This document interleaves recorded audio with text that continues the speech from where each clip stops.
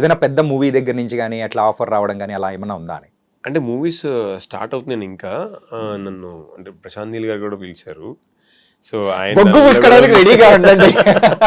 లేదు, ఆయన దగ్గర చేయడం అనేది బ్లెస్సింగ్ అండి అసలు. యాహ్! బికాజ్ ఆయన దగ్గర హ్మ్. యూ డోంట్ బిలీవ్ చాలా మంది కొత్త యాక్టర్స్ వచ్చారు. మీరు Yes. కేజీఎఫ్ తీసుకోండి, సలార్ తీసుకోండి.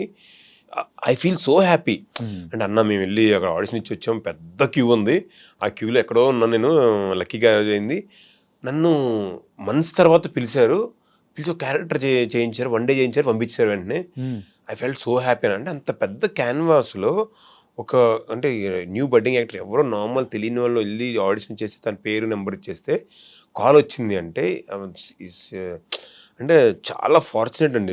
అంటే సార్ లాంటి వాళ్ళు ఉండడం, ప్రశాంత్ నీల్ గారు లాంటి వాళ్ళు ఉండడం hmm. So fortunate for the industry.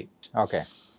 Neel గారి ఆఫీస్ నుంచి అయితే కాల్ వచ్చింది. అయితే రెండోసారి ఎన్టీఆర్ గారితో నటించబోయేది అవకాశం అదే రాబోతుంది నేను అన్నమాట. ఎక్కడే దేవుడు కోరుకుంటున్నాను. Yeah. మంచి క్యారెక్టర్ ఇవ్వాలి, మంచి లెంత్ క్యారెక్టర్. అంటే ఆయనతో నేను అప్పుడు 2-3 డేసే హార్డ్లీ వర్క్ చేశాను ఆయనతో.